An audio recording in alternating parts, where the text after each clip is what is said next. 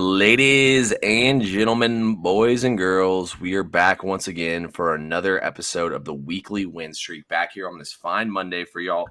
Once again, it's your boy TP3 Bets. What up, bro? In the house, ready to come on here, guys. Break down some NBA action, break down some MLB action, recap our weekends, and get some picks. Bro, how are we doing today, my boy? We're great. We just got back from the dispensary. Like, the week is set up. Oh, everything is great. Everything's awesome. It's sunny. I'm happy about it. T, how about you? Man, we're doing good. Just had a night, but we're ready to talk about some games, cash some picks. Just trying to grow the new TikTok page. As you know, TikTok always on their bullshit, man. They just randomly banned me, so I'm not gonna accept defeat. And it looks like we're bouncing back. All right, we're already up about. Damn, dude, we're pranking right now. Actually, up to 2,815 followers on there. We were at like 2,700 something like once it happened. So we're damn near good at 3K already. So just, trying to crank along there, man, and get some following back and whatnot. But how's your weekend, bro? Everything good? It was great, but really quick, man. You can't cliffhang the people. Tell the people where they can find you, your new TikTok. What is your new TikTok handle? Yeah, it's TP3 Sports. So if you just search me on TikTok at TP3 Sports, I'm on there. So, man, go over there, get free picks. We go live on there all the time. I've been live on there twice already today. So you could have already gotten all the picks on there live once. Guys, get over there and follow this, man. You guys, for the people that are tuning in, you guys know how much we put into this, and especially building up the accounts. A lot of times it goes unspoken about, but the amount of time it takes to manage those accounts, respond to comments, post things, like things, add, delete friends, fucking all sorts of different shit that you have to do when you have thousands and thousands and thousands of followers and people asking you for shit. It's a lot of work. And when you put in that work and it got taken away from you, all I can do is pray for you, man. I'm really sorry that happened, but the bounce back is strong. Guys, make sure you're following TP3 at TP3 Sports over on TikTok. Now, in terms of my weekend, it's pretty all right. It was pretty all right. Ended great. We're actually on an 8-0 run in the MLB, which out of nowhere, we're hot there. We really love it. How about you, T? I saw a lot of winners from you. Yeah, it's been very up and down, honestly. Yeah. Nothing like terrible, nothing great. It's very up and down. We hit a max play yesterday on the Pacers and turned around and lost the Rockets. The Knicks completely fucked me in both games of the doubleheader. So, what I say, the Knicks, I meant the Mets. But, so it's just one of those runs, man. But we're due to get hot today. We're going to heat up today, and we're going to cash some plays. Bro, I say we go ahead and get into it, man. Let's go ahead and start things out here in the MLB today. Bro's got a pick for the people. What you rocking with today, man? Yeah, everybody is so infatuated with Paul Skeens. And is he a cool guy? Yeah. And is Livy Dunn super hot? Of course. But there was a Paul Skeens before Paul Skeens existed. And we fucking missed it. And damn it, I'm giving this fucking dude his roses because he's a beast. He's the GOAT. Miles McCollus. Listen, this guy is the mustache maestro. Gold chain wearing, country music blaring, heat throwing son of a gun. I'm telling you, he had a shitty first outing, and that's why his ERA is so bad. But since that outing, he had a 2-run performance, and then he's gone 15.3 innings and given up a combined 2 runs in those 15.3 innings. That's what I expect out of the kid. He's a really good pitcher, and people don't give him that damn credit. And on top of that, we have a scenario where the Cardinals are one of the best teams at home in baseball. They are the best hitting team at home in baseball when it comes to batting average, and they're number 3 against righties. In comes Carmen Mladinsky, right-handed pitcher, 7.62 ERA on the road and a 1.81 whip. I'm here to tell you this Cardinals team is going to smack him around. McCollus is going to get run support. Even if he doesn't have a great outing, Cardinals should have 4 or 5 on the fucking board by the 4th or 5th inning, and McCollus is going to record the win. Cardinals money line. T, what about you? What is you? Don't you ever say that. Who are you? Unreal. I won't take that slander in here. You don't talk about my favorite player like that. He's my favorite guy. Favorite player in the MLB. But anyway, T, obviously, Sammy Stu doesn't like the McCollus soup stew that I cooked up. So what MLB play do you have? Yeah, I'm not gonna lie. I do like this pick. I think the Pirates fucking suck, and I think the Cardinals are in a great spot to hit the baseball. They hit the ball hard yesterday in both games, doubleheader. I don't think Michaelis is that great of a pitcher. I can't lie. I'm with Sammy on this one, but I mean, he is a two-time All-Star though, and he did lead the MLB in wins one year. But I don't know. I'm not a huge Michaelis guy, but I do agree with you on this play. For me, I'm gonna go to way out west, the last game of the day. The bounce house, as Bro calls it, and we're going to take the Mariners to get it done on the money line here, minus 109. It's basically an even number. There's a lot of things to like here, honestly, about Seattle right now. Seattle's offense is red hot. Seattle, guys, has been destroying the baseball. Seattle currently is 8-4 straight up after a loss this season. They lost yesterday to Texas. They're also 11-4 in divisional games. Took one of their fourth loss in the division yesterday as well. Their offense, like I said, though, is on fire. They're 9th in runs in their last 8 games. They're dead last in striking out, which is awesome.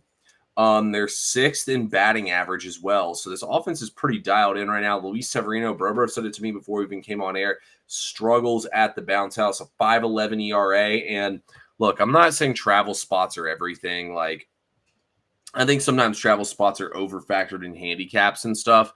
So I think it's just worth noting here that I've seen it a couple times. I kind of look at this occasionally in baseball.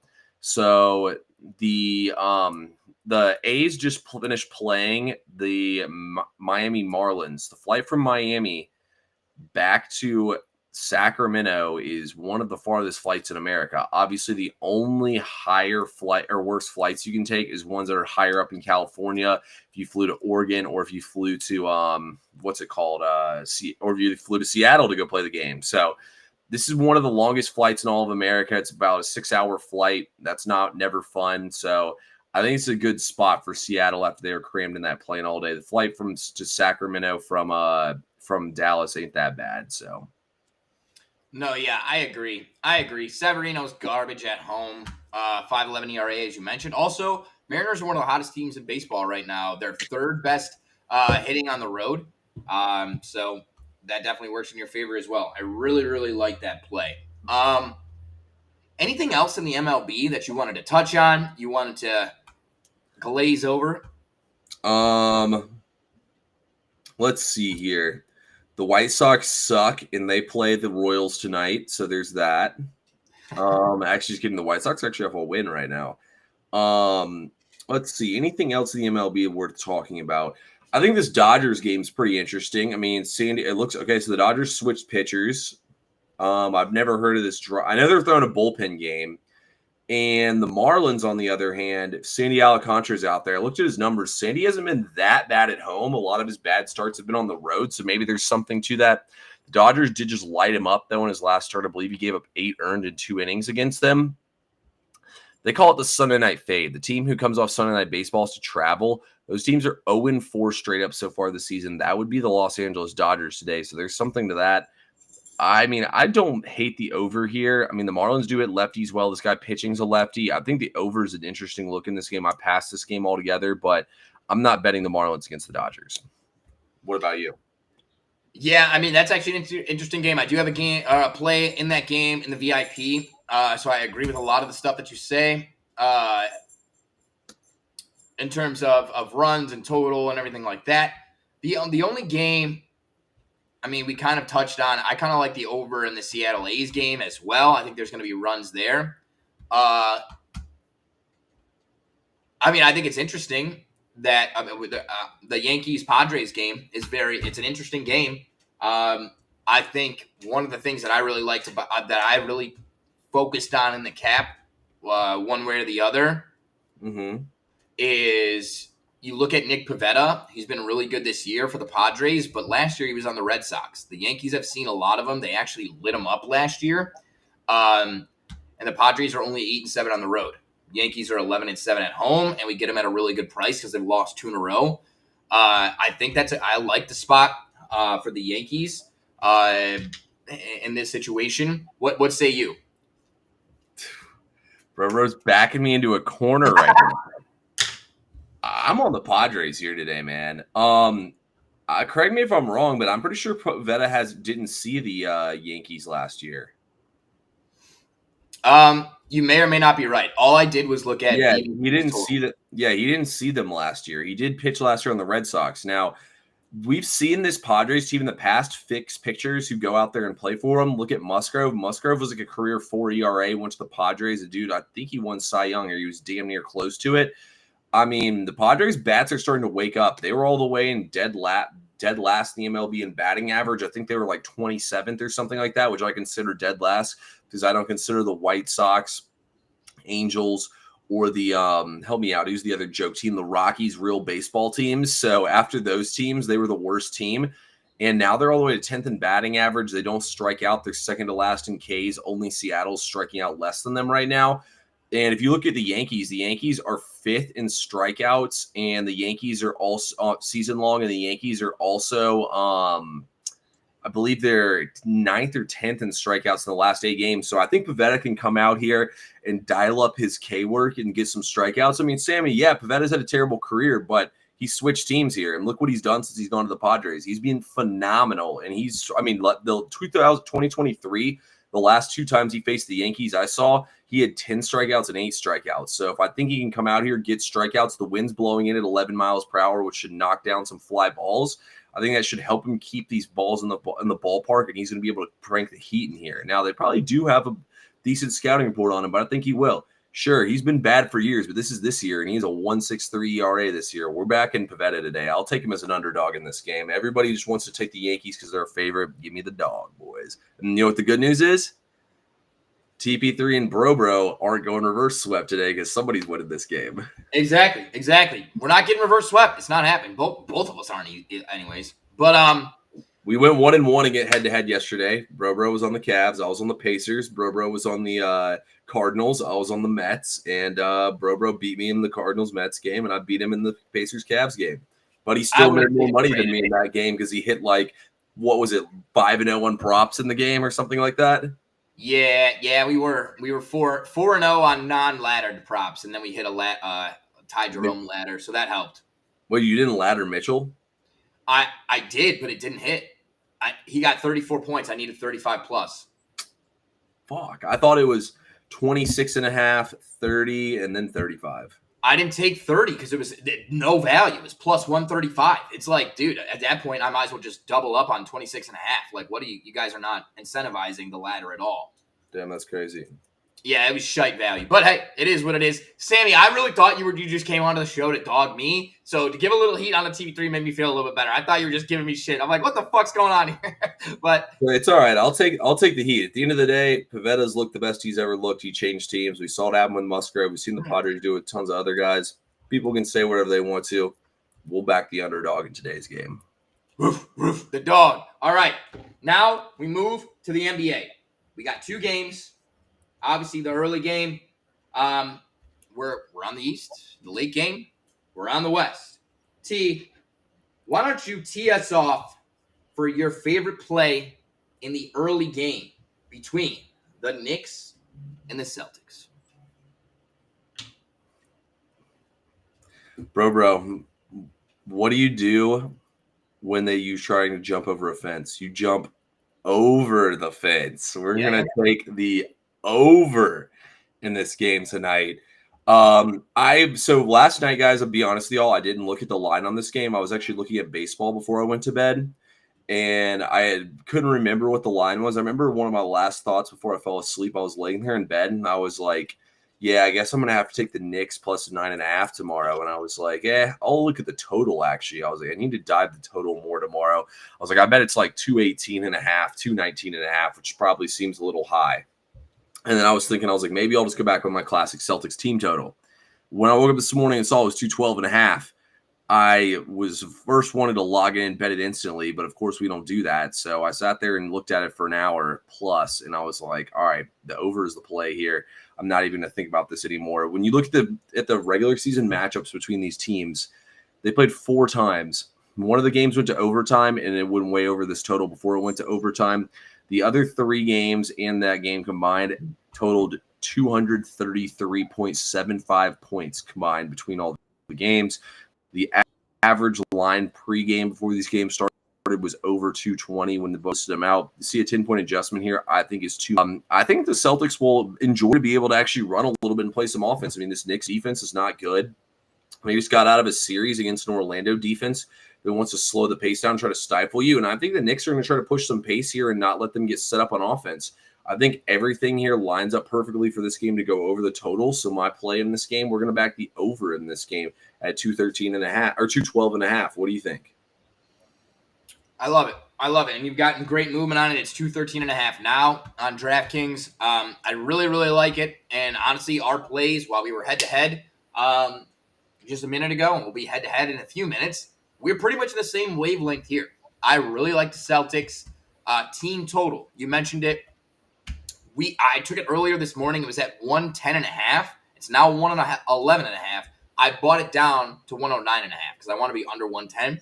But the Celtics have cleared, as you mentioned, this number in all 4 contests. All the games have gone over. They average 115 points per game. This defense does have vulnerabilities. I mean, you showed it against a much less talented Pistons team. They were getting beat to the basket time and time again, giving up offensive rebounds and giving up wide open, literally uncontested threes. That's not going to fly against the Celtics.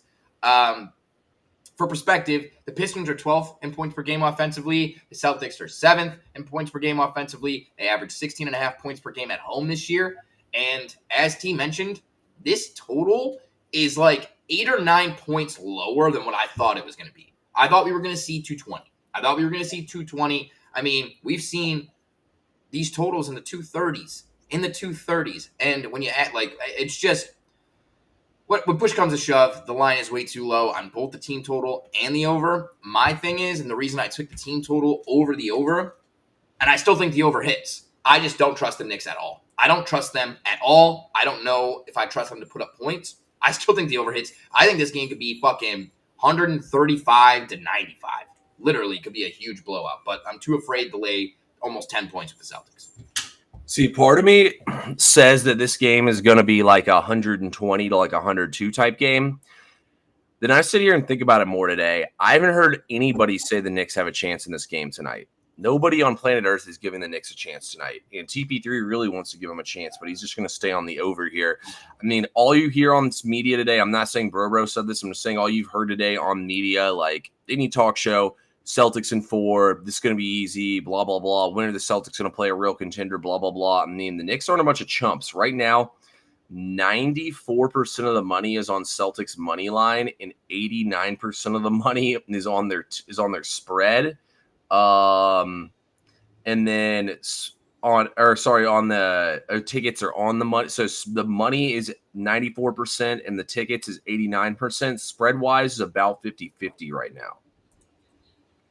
But the money line is super public. I mean, we kind of saw this. Remember when the Joel Embiid was out game 1 for the 76ers versus them, and James Harden scored 45 points, and the 76ers went into Boston and beat them? We've seen this happen before. I wouldn't be shocked if they come out here and give them a little more than they want. Bro, do you have any prop plays in this game? Prop plays in the Celtics game? No, I do not. I looked at a couple. I looked at Brunson points. The only thing I could go there is under. I think he's going to get just group guarded.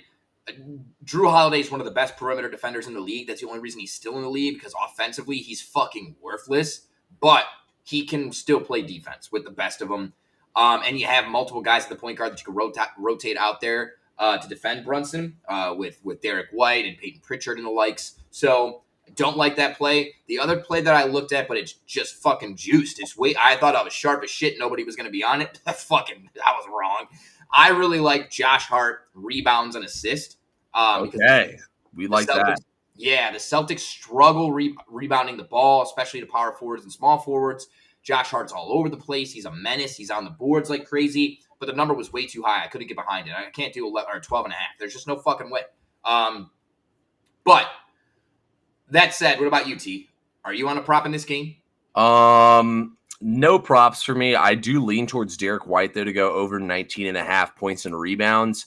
If you look, he went over in all 4 matchups versus the Knicks this regular season. He was over in 3 of 5 last round against Orlando. And then if you look when the Celtics have their full cast in lineup, he's 9 to and then 11 to the over in 7 consecutive games. So that would be my favorite look there is Derek White. Okay. I like that. And now, folks, we come to the main. I mean, this is the main event because T and I are head to head. T and I are head to head in this look, and we'll let. The other one that we were against each other. I start. Yeah. So we're gonna let you go ahead and tee it off, and tell us why or who you have in the late game. Yeah, Max play tonight. Give me Oklahoma City minus the 9.5 points. There's a couple other systems on them, like teams off 1 day rest versus teams off 4 or more in the NBA playoffs, a bunch of them. But here's the one I like. Since 2002, teams in the same spot where they're off 1 day rest and the other team's off 8 or more. Do you think rest versus rust? 11-5 against the spread and straight up. 6-2 since 2002, and then since the last 10 years, these teams are 6-2 ATS and straight up. But I don't even like it for those reasons. Denver just played guys with their season on the line here. Now they go against a rested Oklahoma City juggernaut, the team who is top 5 defense and offense in the NBA in the regular season and at home. And this team is the best net rating and margin in NBA history. That's how good they've been. And now you come in their house where teams in your spot have lost by 20.3 points per game. We got to rock with the Thunder, man. I think the Thunder come out here and thunder up one more time. I mean, this line, the last time these teams played, this is the exact same line. So they're not even really taxing this number or anything like that. And, I mean, what are we going to get out of Michael Porter Jr.? What are we going to get out of Jamal Murray? We got some dogs to throw at him on the Thunder's end of things. They got some dogs to throw at Jokic as well. Not saying anybody can shut down Nikola Jokic, but I think this is the perfect spot. I think Denver punts this game and they come back for the second game. And if you look too, usually the first quarter in these games is pretty close. And the second quarter is where they run them out the gym. So I think Oklahoma City in the second quarter gets on their horse and never looks back. Yeah. And I'll say this. It's a very compelling point. And I could be totally wrong about this, guys. T is the NBA savant, and I will usually defer to T when it comes to the NBA. I woke up this morning, and when I started looking at things, I had ESPN on in the background. And I had ESPN on the background the day before when I was capping the Cavs. When they were talking about the Cavs, all they were saying was they were the team that could challenge the Celtics. They were the team that could beat them. They are going to be the team that comes out of the East if it's not the Celtics. There was not a single mention of the Pacers. Like, the only mention of Pacers was that they were on the screen next to the Cavs. That's it. Same thing tonight. OKC. Who can compete against OKC for a title? Is there anyone in the West that can compete against them? No mention of the Denver Nuggets. And it was just like a fucking alarm bell went off in my brain, like boom, boom, boom, boom, boom. You've heard this before. You've seen this before. It's the same thing. I'm here to tell you, I am on the Nuggets, plus 10.5, and on the money line. They're going to win this game straight up. And here's the reason I say this. I think Oklahoma City, I looked back at their playoff performances. What have they done? A first-round exit? Or they beat the Pelicans. The injured Pelicans didn't even have Zion, so that didn't even really count. And then early exit. Next year, same fucking thing. Wins the first round, loses to the Mavericks. They were the favorites. They lost. No one was even talking about the Mavericks until they beat the Thunder. Literally no one. I'm here to tell you, they haven't shown me anything that gives me any reason to believe they should be 11-point favorites. If this was 6.5 or 7, I'm on the Thunder all day. But this line, everything just screams to me, this is the blowout. Everyone thinks the Knicks game is the game that possibly could be close, and everyone's on this late game like, fuck it, I'm just going to take them on the spread and go to sleep. I'm here to tell you, I looked even deeper. The Nuggets in the last 3 games against OKC are 2-3 straight up, and in both of their wins, they were dogs of at least 7.5 points. They were dogs of at least 7.5 points. And in their last 5 games that the Nuggets have been underdogs of 5.5 or more points against anyone, not only did they cover, but they won straight up. let's not forget, Nikola Jokic is the real MVP. The only reason that Shai is going to get it is because of fucking voter fatigue. And let's not forget, this Denver team is just a year removed from the world champion. They have a ring 2 years ago. Guys, they are not getting – I could be totally wrong, and I will die on this hill. But you don't disrespect a defending champion and an MVP with a fucking 10.5-point spread. Get fucked. Denver Nuggets plus 10.5, and the Nuggets on the money line. That was the evilest laugh I've ever heard at the end. You know what, guys? There's a good thing about this show. So most shows you watch, they just, oh, nice bet, bro. They just agree with each other. We're going head to head on this one.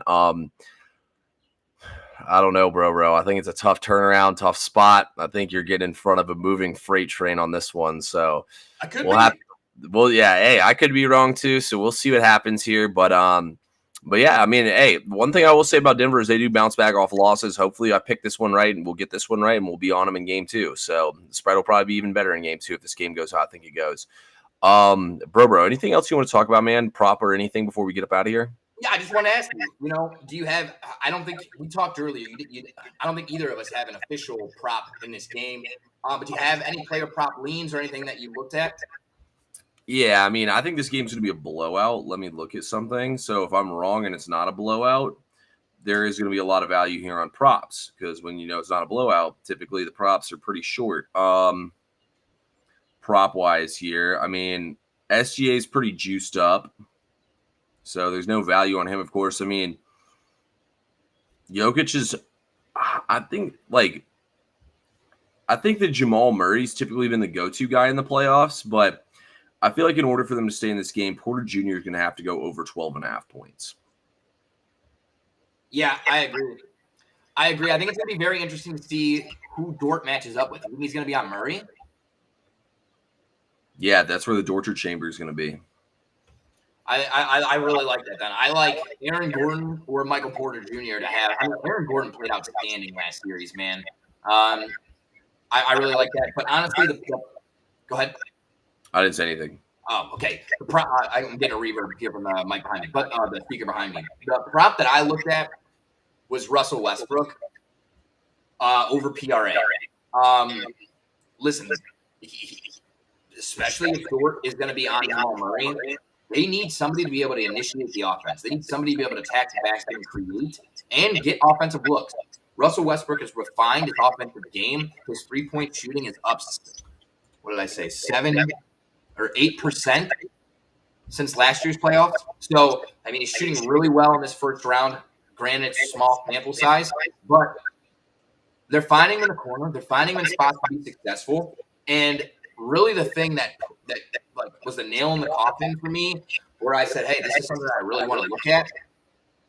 Who was the guy that hung on the fucking rim, and while he's hanging on the rim getting teed up, is telling the Clippers to get the fuck out of here, get the fuck out of here, fuck you, fuck the crowd, get on the fucking buses and get the fuck out of here. It's Russell Westbrook. He is the heart and soul of that Nuggets team, and I'm telling you, he was in OKC, and they fucking gave up on him. They gave up on him. There's a little bit of personal vendetta, a little personal motivation. I think Russell Westbrook could have a really big game today. Wow.